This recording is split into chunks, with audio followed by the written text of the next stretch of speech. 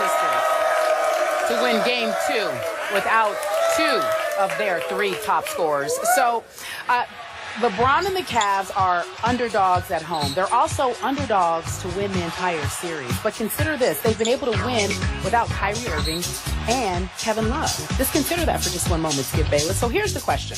If, in fact, they're not able to win, does LeBron deserve a pass if he loses the finals without either 2 of them? And I'll give it to you first, Stephen A. Smith. Does LeBron what? Deserve a pass if he loses the finals without those 2 guys. You know, and I say this, I've said this repeatedly. No Kevin Love, no Kyrie Irving. If he plays like garbage, it does not matter. He still will not get a pass. But when you're averaging 41.5 with 12 rebounds and 8.5 assists, that ain't garbage. So that subject is officially null and void. Obviously, 2 and 4 on your resume in an NBA Finals is not a good record, and we understand that. But considering the mountains that he had to climb to get to this point, you can't say enough about the job that LeBron James has done. Not just for this franchise, but for this city, for Northeast Ohio. I mean, it's been sensational, nothing short of it. Again, if he was playing like trash, that would be a different ball game because you look at him and you say, listen, your level of greatness requires a certain level of performance. But he's living up to that. And I mean, listen, we're sitting here debating about LeBron James in terms of, oh, he could do a little bit more because he's shooting 40%, less than 40% from the field. That's really all we can say about him. Can't say anything about his defense. Can't say anything about his leadership. Can't say anything about his willingness to produce and show up. Overall, you see the numbers that he's putting up, knowing what he's up against. LeBron James is in the finals with Timothy Mozgov, Tristan Thompson, J.R. Smith, Amon Shumpert, and Matthew Dellavedova. Well, go on. Go on. It's not about. Pretty good. You have to understand something. You can say you like it, but I would ask rhetorically, did you like it as much when Amon and JR was with Melo? No. So all I'm saying is you're not knocking them because you know that they can play.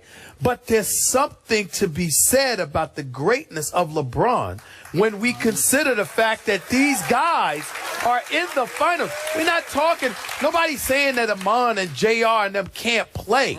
Forget that. They're in the finals. They are 3 wins away from a world championship. No matter what you think, no matter what you think about no matter how great you think, because I think JR is a much better guy than has been projected and been perceived. I've always been a fan of Amon Shumpert. You know that as an elite perimeter defender. You know how I felt about them in New York. But I never thought finals until they got to with LeBron. Okay. Let's keep that in mind. That's fair. Before I answer this question, I'm going to say something to you from my heart. And I've said this already many times on this show. The job that LeBron James is doing with this team, coaching it and teaching it and leading it, is spectacular. It's all-time great. Seriously, from my heart. Okay. In some ways, intangibly, he should be the MVP. Okay? I'm with you. Okay, now back to this question. We had a very interesting question on this morning's show at the end of Carrie's Court. Do you remember this one about should there be an asterisk attached to this? If Golden State wins, and there's obviously no Kyrie and no Kevin Love, should it be an asterisk of a finals? And I told you in my answer, nationally, I think people will attach an asterisk. Not in the Bay Area. They're going to celebrate like crazy because it's their first since 1975. Right. But then you came on top of me and you said no. You said you got to go with what you got. And if what you got is what you got, there's no asterisk, right? That's right. Okay, so I'm going to turn it back around on you. If there's no asterisk, then there's no pass for LeBron James, okay? And I'm going to tell you why. He is playing this underdog role to the Academy Award hilt. He's saying now, hey, no team could compete the way we do if they lost 2 All-Stars. Sure. Well, you know what? They could if heaven opened and you replace those 2 All-Stars with Tristan Thompson, who has emerged as a force in this league and in this finals. Am I right about that? He is a force. You're even talking about he should get max money.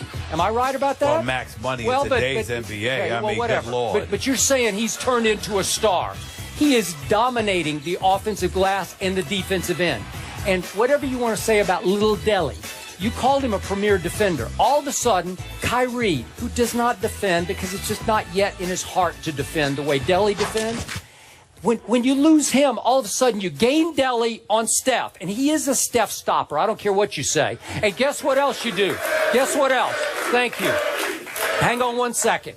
What else you gain is LeBron James, who I always call the best point guard in basketball, is suddenly, quote-unquote, relegated to playing the point for this team. I love this team with him at the point. And guess what? I love this team defensively with Tristan and Delly because all of a sudden the Cleveland Cavaliers turn more into the Cleveland Browns defense. And your Browns do have a hard-nosed defense. Hey, listen, I'm serious. My point is, I still say, as crazy as this sounds, no Kevin Love and no Kyrie. I like this team in a matchup with Golden State a little bit better with these two guys in this lineup because it's just mentally tougher, it's physically tougher, and it's turning into a defensive juggernaut right now before your very eyes. Well, allow me to retort. First of all, number one, I don't necessarily like them without Kevin Love and Kyrie because what you keep missing is that bodies matter. There is a legitimate beef. That the Cleveland Cavaliers could lose these finals simply due to lack of bodies and fatigue wearing in because of the 6 to 7 guys you have to play instead of the 9 you would be able to play if Kevin Love and Kyrie Irving were healthy. Number one. Number two, sometimes your best defense is a prolific offense, which you would definitely have if Kyrie and Kevin Love were available because they could definitely put the ball in the hole. So we got to pay consideration to that. But when you talk about LeBron James in terms of a pass or whatever, you're going to reverse it to me. Remember, when I talked about the asterisk and how it doesn't apply it doesn't apply to the winner because the winner, it's irrelevant. In the end, you got the chip. You ain't going to give it back and you ain't going to apologize for taking advantage of somebody's deficiencies. But when you lose and you have an opportunity to reflect on why a team lost, we're going to look at it and say, you know something? This might have something to do with it. Case in point, 2008. The Boston Celtics romped Kobe Bryant and the Los Angeles Lakers in Game 6 of that NBA Finals. They beat them by 39 points. Well, Andrew Bynum had not been healthy throughout that series. He's healthy 2 years later. What happens? The Lakers win the chip. Also, I believe, I'm not sure whether it was Kendrick Perkins. I forgot who it was, but I think it was Perkins or somebody that wasn't really available for you for that Game 7. That was a lot counting against it. Even though he was just Kendrick Perkins and he was an offensive player, he was a big bruising body that you needed so you could take some of the pressure off of KG, Kevin Garnett, in that NBA Finals. Bodies matter. Deficiencies matter. And so as a result of it, even though you won't sit there and put an asterisk next to a team that won the championship, as you reflect upon it, in hindsight, you're going to recognize the people that people didn't have available to them. If I'm the Cleveland Cavaliers or if I'm any Cleveland Cavaliers fan, don't tell me that if LeBron James and the Cleveland Cavaliers loses these finals, that 2 months from now, 2 weeks from now, 2 days from now, or a year down the road or whatever, we're not sitting there saying to ourselves, damn, he didn't have Kyrie. He didn't have Kevin Love. This is all he had. You're going to remember that, especially if he continues averaging near 40. Because if he's averaging near 40, all right, you're going to sit there and look at him and go like this. He did his job. Okay, but time out. I can't let you get away with that. And this is what bothers me because the LeBron apologists are already out in force saying, well, he doesn't have Kyrie and there's no depth. And I agree with you on the depth point. They could get worn down, although LeBron James is the ultimate Iron Man. I don't think he'll get worn down. Maybe the rest of the team will. He got worn down in Game 1. He did not. In the overtime, he was tired. Oh, please. Yes, Now you're giving him a pass. It's the facts. It's not the fact. It's the fact. Come on. Go back and watch the tape. But look what happened. You're saying they got to finals with Tristan Thompson and J.R. Smith. And I'm saying, you know what? LeBron James had a last shot at Oracle Arena to win the game. So let me get this straight. We can't Win the call you, so people can't call you a hater. But if we defend LeBron, we're apologists. Which one is it? How come Everybody calls me a hater. You got your cake and eat it too. The fact of the matter is, Don't call me a hater. Don't look at them. I'm talking to you. Don't look at them. I'm right here. The point is that LeBron James. Hold on, wait a minute. LeBron James. What are you talking about? He played 50 minutes in game 2. He played more than 44 minutes in game 1. That overtime, everybody and their grandmama said he ran out of gas. He jacked up 38 shots. No, probably your grandmama, just not you. Yeah. But the point is he jacked up 38 shots. That wasn't him. That's not the way he's accustomed to play. It got him in position to win game 1. But the point that I'm trying to make, that's not the question. Yes, it is. is. The issue is that was he or was he not tired? Everybody who was watching the game outside of Skip Bayless thought he was tired. Tired? In the overtime. Yeah, Yes. but all I care about is you have the basketball in your hands in a tie game with the clock running down at the toughest place to win in the NBA. And I'm telling you, and I'm sitting there saying to you, which one is it? Okay. The man's a 2-time champion. He's a 4-time league MVP. And you can sit there and chronicle when he does something wrong. Wait. But if he sits there and gets his team to the finals, which he has done wrong with this squad, wait. you're going to just ignore Kyrie and Wait. Are we going to ignore game 2? When he had another shot to win the game at the end of game 2, a little left-handed layup that he left short, and then he had 3 more chances in overtime. Three more chances. Time out. I see, and this is where he and I inherently disagree on this point. Skip Bayless, if he's making every shot until that moment, and then he misses those 3, you have a point. The man missed 17 of his last 21 shots. Long before those 3 shots in the final minute came along, he was missing. You didn't say anything then? Okay, but wait you didn't say anything then? In the fourth quarter and overtime, LeBron James went 2 for 12 in game 2.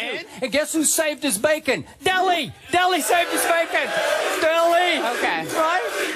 He did. All right. He took him off the hook. Listen. All Y'all, right. We gotta wrap. interrupting a brother ain't helping him. Yeah. Okay?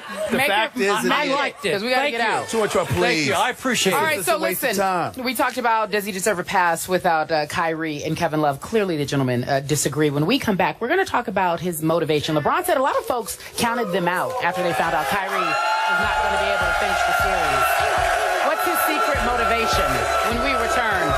First take on the road for the NBA Finals. We're in the flats, having a good time. Be back in just a few moments. Excited to be here. We're wrapping up our special game show with these Cleveland fans talking about none other than the King. LeBron James has been carrying the load for the Cavaliers the first 2 games. He scored 83 of their 195 points over the first 2 games. He had 44 points in game 1, 39 in game 2. So we're talking about how the Warriors defend LeBron James. We're going to ask you to put your coaching cap on, Skip Bayless. Yep. Do you believe that Golden State should change the way they've been defending? This game in Cleveland tonight, or as you folks have been calling it, Believe Land. I like that. Thank you. Golden State has to figure out a way to push the pace, to up the RPM of this game into their kind of game. And the only way I know how to do this is to start trapping LeBron James at three-quarter court or half court. I'm not talking about doubling LeBron James. I'm talking about trapping him quickly, and because he always makes the correct basketball play, get him to give up the basketball and hope it ends quickly in the hands of one of his snipers, JR, James Jones, whoever it is, Shumpert, and that they decide to shoot it more quickly than they usually would. Now, if JR gets hot, it's good night Golden State, okay? But to me, if you keep letting LeBron James walk the ball up the floor, walk into the offense, walk somebody down into the low post, and score a basket at the end of the shot clock, that is a recipe for 2-1 Cavaliers. And that's what, okay? You got to switch that. You can't let it happen anymore. Well, what you said is not wrong, but your reasons for it may be. What you want to do is try to exhaust LeBron, because when he walks the ball up the court, what you're doing is enabling him to get rest while the action is taking place. I'll buy that. Because he's catching himself a deep breath while he's just walking the ball up the court instead of being pressured. But I think the other adjustment on top of what you pointed out was I think that Steve Kerr can't be scared to stay big. In other words, if you got Andrew Bogut in the game, he's only averaging 3 points, but he's averaging 8.5 rebounds. Keep him in the game and make sure it helps limit Cleveland to one shot. Because if you limit them to one shot, you limit their offensive possessions. You force Cleveland to play more on defense. And as a result, that will help neutralize LeBron as well. Part of the reason LeBron is being so damaging is because Tristan Thompson is averaging 14.5 rebounds a game. He's giving them more possessions. And so if you take away those possessions, then obviously that's another way to neutralize LeBron. So I don't think it's really about doubling him, even though I don't have a problem with that strategy.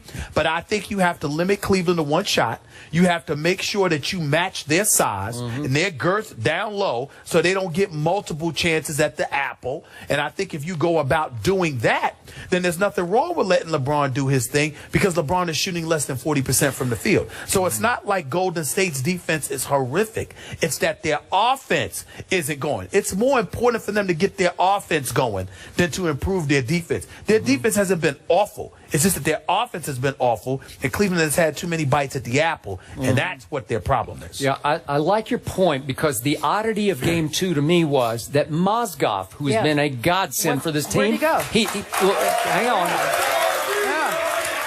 He played 0 in the fourth quarter and 0 in overtime. How did they get away with that? Well, Bogut wasn't in the game. Well, that's why Mozgov wasn't in the game. Yeah. Because Kerr took Bogut out to go small, and Cleveland had to match going small. But when he's in the game, you just got to make sure Mozgov doesn't outplay Bogut. All right, Game 3, just a few hours away. We're going to recap picks on the other side of the break. Thank you so much, Cleveland. We'll be right back in just a few moments. Welcome back to First Take on the road for the NBA Finals. We're getting ready to end our show, our special game day edition of First Take. We asked you on the Twitter who would win Game 3. It's just a few hours away, and you all say 59% say that Cleveland will win. I don't know if you guys can hear me. Thank you. But your take, the Twitter results say that Cleveland will win. Did they get it right? I want to say that in a shock to me, this crowd has been even better than our morning crowd. It's crazy. Unbelievable. Thank you. Yeah. 30 seconds. I truly love the city of Cleveland, but I got to stick with my pick. I got Golden State tonight, 198. LeBron's going to do his thing. But either JR or Iman Shumpert will come alive offensively. Cleveland will win the night 99-91. Well, there you have it. The game is tonight on ABC. We'll be back here tomorrow morning at the Flats. Join us if you can. First Take on the road for the Finals.